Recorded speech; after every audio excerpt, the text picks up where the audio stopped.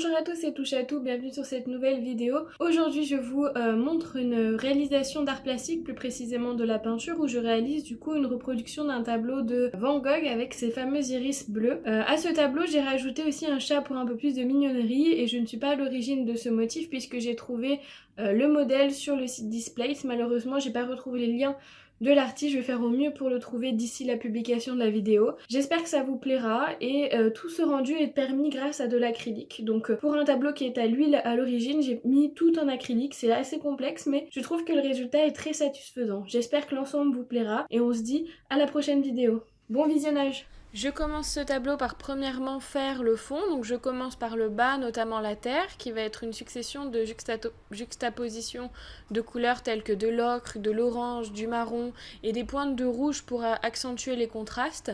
Et ensuite je fais le fond qui est plutôt en haut du tableau, qui consiste en une végétation qui est assez basique avec des fondus directement faits sur la table. Je précise que ce tableau, j'ai adoré le faire puisque j'ai fait ça uniquement avec presque un seul pinceau qui était une brosse assez souple. Pour ce fond, je n'utilise pas de couleurs primaires, j'utilise des palettes qu'on m'a offertes d'acrylique avec déjà des couleurs qui sont mélangées et du coup j'ai des couleurs qui sont assez chatoyantes et qui sont surtout des pantones, ce qui me permet d'avoir des couleurs assez vives, peps et qui vont du coup transparaître tout le long de la vidéo. Deuxième étape, je continue du coup avec le tracé crayon à papier. Ici, je me rends compte rapidement que sur les couleurs que j'ai mises, c'est très compliqué de voir mes lignes. Donc ce que je fais, je vais garder principalement le chat de visu et tout ce qui est fleurs, ensuite, je peindrai à main levée.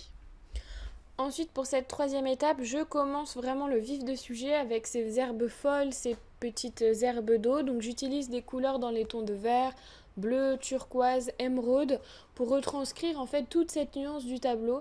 Même si je sais que je me rapproche pas du tout des couleurs du tableau original de Van Gogh, je sais que ces couleurs me permettent d'avoir un effet chatoyant, des couleurs bleues qui vont un peu se distancer de mon fond qui est assez ocre orangé. À savoir que pour cette étape, je me suis vite rendu compte que ça me plaisait pas. C'est-à-dire que ces herbes toutes seules, dans ces teintes, qui se fondaient pas tout à fait ensemble, etc., ça rendait pas terrible.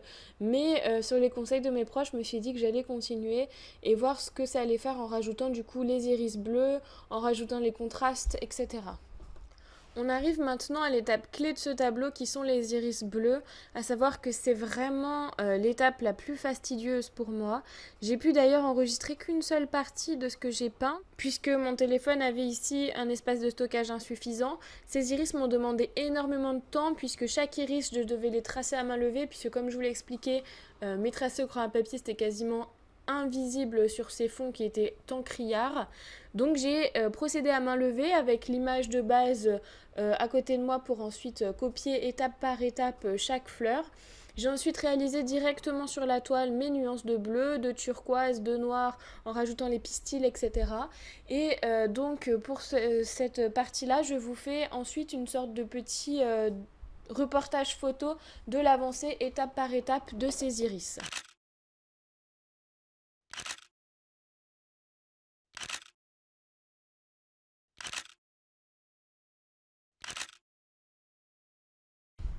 On se retrouve après que les iris et les contours aient été finalisés. Ici, je continue avec le fond qui est en haut à gauche. On a une zone qui est extrêmement verte et qui attire vachement l'attention. Donc pour reproduire ce que Van Gogh avait pensé, ici je vais ajouter des fleurs autres qui sont de type orangé avec des types de feuilles différentes pour avoir vraiment une occupation de l'espace et rester focalisé sur ces iris en premier plan.